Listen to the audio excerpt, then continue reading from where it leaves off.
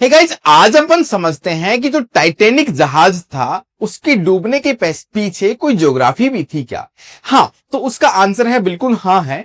अगर आप देखेंगे तो टाइटैनिक के डूबने के पीछे एक जो सबसे बड़ा थ्योरी आती है या कारण आता है, वो है आपका आइसबर्ग की थ्योरी, जो कि उससे टकराया था टाइटैनिक जहाज और उसमें पानी भरने से वो डूब गया था। लेकिन जो आइसबर्ग है वो आया कहां से, तो आप देखते हैं ओशियोनोग्राफी में आप पढ़ते हैं कि जो ओशियनिक करंट है, एक करंट है आपके लैब्राडोर करंट है, जो कि आपकी उत्तरी ध्रुव की तरफ से या फिर ग्रीनलैंड की तरफ से आती है, और उस करंट के साथ में बहुत सारे आइसबर्ग टूट टूट कर नीचे की तरफ आते हैं अटलांटिक महासागर में, और वो भी नॉर्दर्न पार्ट में। जब आपका सबसे पहली ट्रिप थी इसकी टाइटैनिक जहाज की, आप देखेंगे ब्रिटेन से ये न्यूयॉर्क की तरफ आ रहा था, तो उसी रास्ते में नॉर्थ अटलांटिक ओशियन में रात का समय था, है ना, 14 से 15 अप्रैल का समय था, 1912 की ये डेट थी सन में। तो इसको रात के समय तो यहां पे आइसबर्ग से जब टकराता है तो इसका पिछला हिस्सा डैमेज हो जाता है और ये डूबने लगता है। ठीक है,